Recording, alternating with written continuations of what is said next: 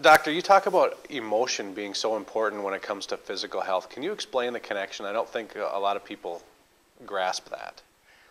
It's interesting. Emotion is related to physical health like a fish is related to water.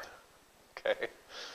We're so submerged, no pun intended, in our emotional reality that we don't even know it. And from conception to puberty, we are programmed with emotion of the environment that we grow up in our mother's womb.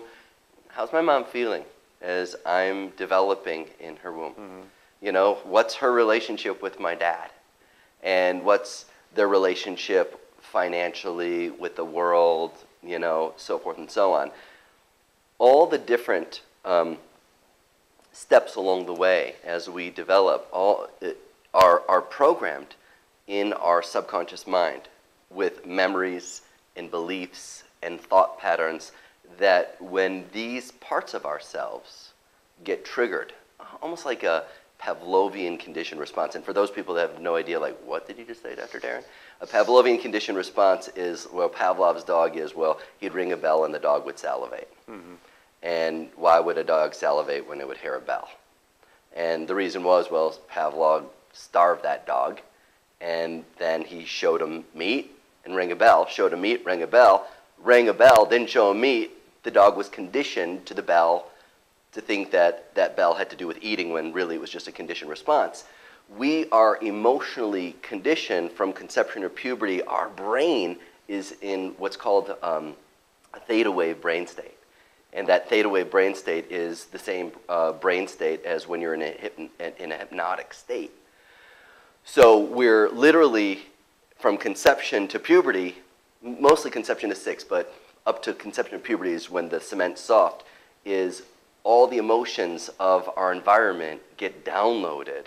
We don't have a choice into us. So here we are later in life, and you know, we hear a bell. That bell might be the color blue, because at 4 years of age, in the environment where my parents were fighting, and there was blue curtains, well, that blue triggers my heart rate increasing, my immune system going down, my digestion being in the state of being 4 years of age in that environment of anger.